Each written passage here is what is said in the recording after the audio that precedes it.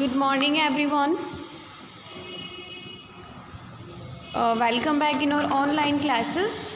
Class 4th, subject science, chapter number 10. Chapter number 10 is the invisible forces. Invisible forces का meaning क्या हुआ? Invisible forces वो forces जो कि invisible है. For example, here is a book activity which is 10.1. Observe the actions in figure 1. Write which force, push and or pull is used to each of them. One is done for you. देखिए यहाँ क्या हो रहा है, यहाँ push हो रहा है, यहाँ पुल, यहाँ पुश एंड पुल. पुश भी हो रहा है एंड पुल भी हो रहा है. इसको हम आगे समझेंगे पुश एंड पुल क्या है. यहाँ ओनली पुलिंग हो रही है, पुल एंड पुल. यहाँ हमें ये बताना है कि यहाँ पुश और पुल में से क्या हो रहा है. तो फर्स्ट में हमने लिखा पुश, सेकंड में लिखा पुल, थर्ड में पुश और पुल दोनों प्रोसेस है, फोर्थ में पुल का प्रोसेस है और फिफ्थ में पुल का प्रोसेस है और सिक्स्थ में भी पुल का प्रोसेस है. After this students, yes, to be continue. Yes, so we use forces push and or pull to do various actions. हम forces push और pull को कई actions के लिए यूज़ में करते हैं, various actions के लिए यूज़ में लेते हैं. So we push to move an object away from us. तो हम पुश करते हैं किसी ऑब्जेक्ट को हमसे दूर, तो वो क्या है, पुश. फॉर एग्जाम्पल हम बॉल जो है सामने वाले को कैच करवा रहे हैं, तो वो क्या होगा, पुश.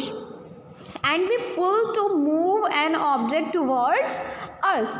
और पुल मीन्स क्या होगा, जब हम सामने से आती हुई बॉल को कैच कर रहे हैं, तो वो क्या हो गया, वो हो गया पुल. So applying force and on object can have different effects as shown in figure 2. देख लीजिए आप यहाँ पे, यहाँ बॉल को पुश किया गया. जब ये बॉल को पुश किया गया तो बॉल का डायरेक्शन रहा सामने. तो if we push the balls it starts to roll in the direction of the push. यानी हमने जब बॉल को पुश किया तो बॉल रोल हुई और रोल होते हुए वो आगे वाले डायरेक्शन में बढ़ी, जहाँ हमने जिस डायरेक्शन में हमने उसे पुश किया है. Second, direction of the ball, यहाँ आएगी ना बॉल एंड पुश, तो हमने उसको रोका है, तो ये भी पुश है. ठीक है, पुल का मैं आपको बताऊंगी आगे वाली प्रोसेस में. देखिए ये पुश ही चल रहा है अभी. Let's see direction of the ball. अब हमने बॉल को क्या कर दिया, पुश कर दिया. अपन टल्ला मार के थोड़ा सा साइड में कर देते ना, जैसे आपने देखा होगा फुटबॉल में भी प्लेयर्स क्या करते हैं, अपनी ओर करते हैं बॉल को और उसको पुश करके और दूर तक ले जाते हैं ताकि उसको कोई कवर नहीं कर पाए. तो direction of the ball and direction change here. If we push, इधर आ जाएं आप, if we push against the direction of motion of the balls it's stops. अगर हम डायरेक्शन के अगेंस्ट में क्या कर रहे हैं, हम डायरेक्शन के अगेंस्ट में अगर हाथ लगा रहे हैं बॉल को पकड़ने के लिए, रोकने के लिए, तो वो प्रोसेस क्या है, पुश है. So if we push against the direction motion of the ball it stops. Okay, so देखिए आप, इधर पुश किया, यहाँ पर हमने जब पुश किया तो बॉल इधर जा रही थी, ये बॉल का डायरेक्शन चेंज हो गया क्योंकि हमने इस डायरेक्शन में पुश किया है. So direction of the ball and direction change. तो if we push at an angle to direction of the ball's motion we change the direction of motion. यानी हमने जब इस एंगल से पुश किया कि बॉल का जो डायरेक्शन है वो चेंज हो जाए, तो क्या होगा, बॉल का डायरेक्शन चेंज हो जाएगा जिस भी डायरेक्शन में हम उसे पुश करेंगे. So next step is, if we apply force on the ball in opposite direction at the same time we squeeze the ball. मतलब क्या होता है, हम जब बॉल को कैच कर रहे होते हैं तो हम दोनों ही साइड से अपने हाथों को पुशिंग की प्रोसेस में लाते हैं फॉर द कैचिंग बॉल को कैच करने के लिए। तो वो क्या है, देखिए ये वाला प्रोसेस हमने इधर से भी हाथ लगा रखा है, इधर से भी लगा रखा है, ताकि हमारे बॉल बीच में हाथ में कवर कर लें। तो ये क्या प्रोसेस है, एक दूसरे की तरफ से फोर्स लग रहा है, कौन सा, पुशिंग वाला। After that sometimes the force applied on an object is visible as shown in figure 2. Often we see objects move, हम देखते हैं कि ऑब्जेक्ट्स मूव हो रहे हैं, but not the force that makes them move, लेकिन force उन्हें moving नहीं करने देता। For example such forces are called invisible force, यानी वो फोर्स जिनमें मूविंग तो होती है लेकिन क्या नहीं होता है, कोई मूव करने वाला कैंडिडेट नहीं है। जैसे ग्रेविटी हुआ, फ्रिक्शन हुआ, ग्रेविटी हुआ। अब ऊपर से कोई भी बॉल हम ऊपर फेंकेंगे तो नीचे ही आएगा ड्यू टू ग्रेविटेशनल फोर्स, लेकिन क्या हुआ, ये इनविजिबल फोर्स है। ये इनविजिबल फोर्स कैसे है, क्योंकि ऊपर से नीचे आ रहा है, तो कोई ऊपर हवा में से थोड़ी फेंक रहा है बॉल को, वो तो नीचे आएगा। तो वो क्यों आ रहा है, ग्रेविटेशनल फोर्स की वजह से। इसके बाद देखिए, यस, ग्रेविटेशनल फोर्स। अब हम पढ़ेंगे gravitational force. Gravitational force means and frictional force. Gravitational force gravity and frictional force friction. Gravitational force को हम ग्रेविटी से भी रिप्रेजेंट करते हैं और फ्रिक्शनल फोर्स को हम फ्रिक्शन से भी रिप्रेजेंट करते हैं।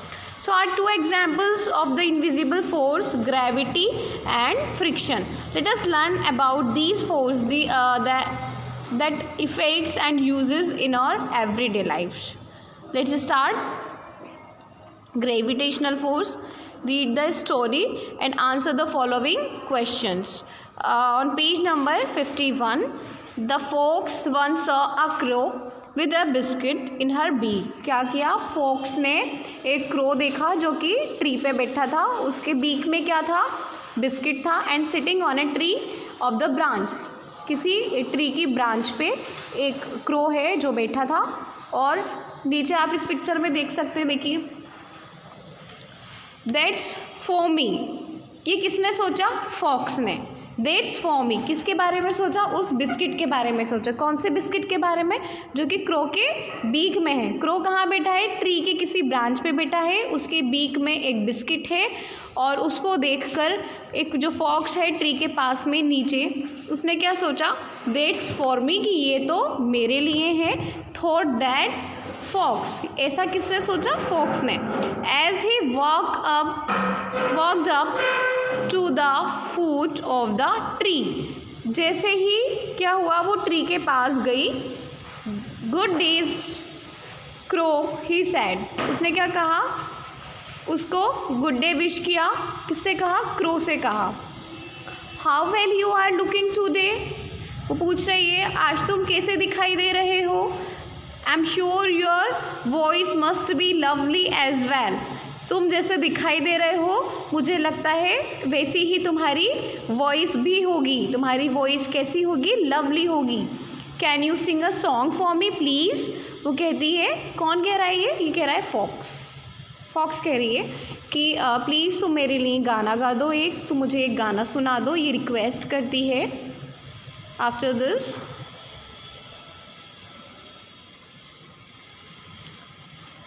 The crow lifted her head up and began to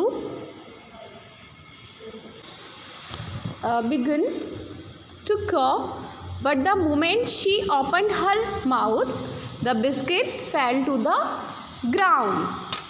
क्या होता है, वो क्रो जो है अपना हेड हिलाता है, क्यों, क्योंकि वो फॉक्स की बातों से खुश हो जाता है। और फॉक्स क्यों करती है, ताकि वो जैसे ही अपना बीक ओपन करे उसका बिस्किट नीचे गिर जाए। सो क्रो बिगन टू को, यानी वो काऊ काऊ करने लगता है। But the moment she opened her mouth, she open her mouth, जैसे ही वो क्रो है अपना माउथ ओपन करती है, द बिस्किट फैल टू द ग्राउंड। देखिए यहाँ पे जो क्रो है उसको फीमेल में लिया है इन लोगों ने, ठीक है। सो द बिस्किट फैल टू द ग्राउंड, तो जैसे ही वो क्रो अपना माउथ ओपन करती है तो वो बिस्किट कहाँ गिर जाता है, ग्राउंड पे गिर जाता है। The fox immediately grabbed it, और फॉक्स जल्दी से उसे ग्रैब कर लेती है और कहती है thank you said the fox. कौन कहती है ये, fox. That was all I wanted, मुझे सिर्फ यही चाहिए था। In exchange for your biscuit, मैं इस एक्सचेंज के, किस एक्सचेंज के, बिस्किट के एक्सचेंज के, I will give you a piece of advice for the future, don't trust flatters. Yes, तो क्या किया, यहाँ जो फॉक्स है वो बहुत ही स्मार्ट है और उसने क्रो को एडवाइस दी है, in exchange for your biscuit I will give you a piece of advice for the future, मैं तुम्हारे फ्यूचर के लिए तुम्हें क्या करती हूँ, एक एडवाइस देती हूँ, डोंट ट्रस्ट फ्लेटर्स, क्या नहीं करना है, फ्लेटर्स पे, चापलूसों पर भरोसा नहीं करना है। अब देखिए यहाँ कुछ क्वेश्चंस दे रखे हैं इसी स्टोरी से related. How did the fox get the biscuit from the crow, tick your response, आपको यहाँ अपना रिस्पॉन्स टिक करना है। The crow was tricked by the fox, कि जो क्रो है वो फॉक्स की ट्रिक में आ गया था इसलिए। और the crow was up on the tree, कि क्रो जो है वो ट्री पर था, and the fox was down below, और वो फॉक्स नीचे थी। So do you think this story would have been different, आपको लगता है क्या ये स्टोरी डिफरेंट हो सकती थी if the fox was up on the tree, अगर फॉक्स ट्री पर होता, and crow was on the ground, और क्रो जो है वो ग्राउंड में होती। सो आपको ये क्वेश्चन जो है होमवर्क है, ये आपको फिल करना है, you should to fill it in this lines. The fox was able to get biscuit because he know the biscuit would fall down once the crow open her mouth, जो fox है वो ये जानता था कि ये जो बिस्किट है, जब जैसे ही ये गाना स्टार्ट करेगा तो बिस्किट क्या होगा, नीचे ग्राउंड पर गिर जाएगा, तो ये अपना माउथ ओपन करेगी क्रो, और उसी तरह क्या होगा, बिस्किट नीचे गिर जाएगा। So there is a force that pulls us and everything around us towards earth, that is why when we drop something it falls down, यही इन्होंने क्या बताया है, इसको ग्रेविटी से रिलेट किया है। तो ये ग्रेविटी है कि कोई भी ऑब्जेक्ट जो कि ऊपर हम फेंक रहे हैं वो नीचे ही आएगा। Gravity is the force exerted by the earth on the all objects which pulls everything towards itself, it is present all around us and acts on all objects। तो जैसे कि मैंने आपको आगे वाले पेज जब मैंने पढ़ाया आपको बताया कि ग्रेविटी क्या है, अर्थ के द्वारा एक्सर्टेड रहता है ग्रेविटी फोर्स या ग्रेविटेशनल फोर्स, इसलिए कोई भी ऑब्जेक्ट जो कि स्काई की ओर है, आसमान की ओर है, वो क्या आएगा, नीचे आएगा, एक्सेप्ट एरोप्लेन, बर्ड्स, ठीक है। हम इन चीज़ों को की बात नहीं कर रहे हैं, हम ऑब्जेक्ट्स की बात कर रहे हैं। इसके बाद देखिए, ऑब्जर्व